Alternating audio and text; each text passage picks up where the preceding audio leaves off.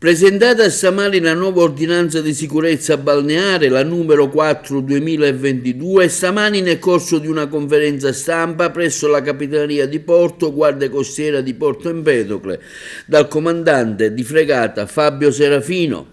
La nuova ordinanza disciplinerà gli aspetti relativi alla sicurezza delle attività balneari per il circondario marittimo di Porto Empedocle, che comprende il territorio dei comuni costieri di Sciacca, a partire dalla foce del torrente Bella Pietra, Ribera, Cattolica Eraclea, Montallegro, Siculiana, Realmonte, Porto Empedocle e Agrigento. Presenti tra l'altro alla conferenza stampa Giuseppe Caruana, presidente di Confcommercio, Geronesi vicepresidente provinciale e delegato SIB, Antonio Giardina, direttore Confcommercio di Agrigento, e la dottoressa Olimpia Campo dell'ufficio demanio di Agrigento.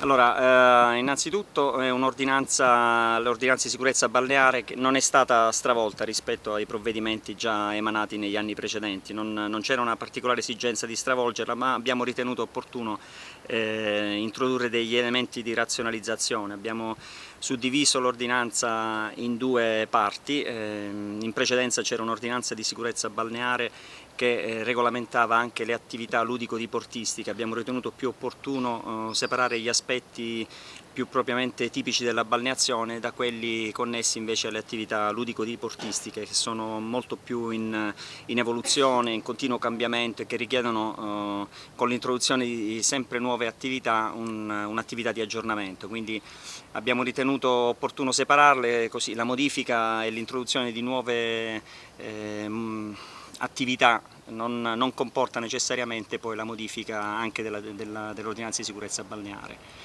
In aggiunta abbiamo ritenuto più opportuno specificare meglio alcuni aspetti relativamente a come deve essere organizzato il servizio di salvataggio, a come deve essere prestato il servizio da parte del bagnino, e quindi abbiamo ritenuto che fosse utile introdurre degli elementi più che altro di specificazione piuttosto che di modifica totale. Dottoressa Olimpia Campo, come responsabile dell'ufficio demanio, oggi coinvolta in questa iniziativa, voi avete una certa autonomia, anche voi effettuate controlli relativamente alla sicurezza delle coste?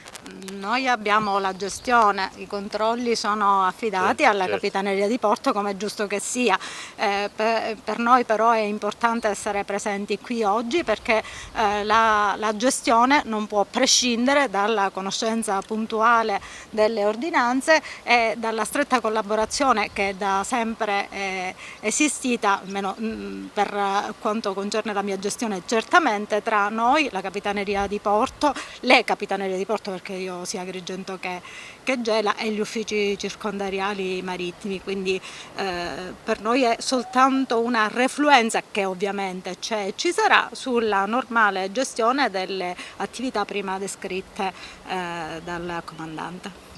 Voi siete coinvolti in questa iniziativa, ecco, quale sarà il vostro rapporto attivo e fattivo per aumentare la sicurezza nelle spiagge? Allora, nonostante il periodo un po' triste che tutti i balneatori stanno affrontando, noi del SIB, concordato con tutti i balneatori, siamo pronti a sostenere e guidare tutta la gente in questa situazione, in questa nuova stagione per una questione di sicurezza, e saremo vicini comunque agli organi istituzionali di controllo per far sì di cercare di rendere le spiagge sempre più sicure attraverso naturalmente tutti i bagnini, infermerie. Daremo il nostro contributo.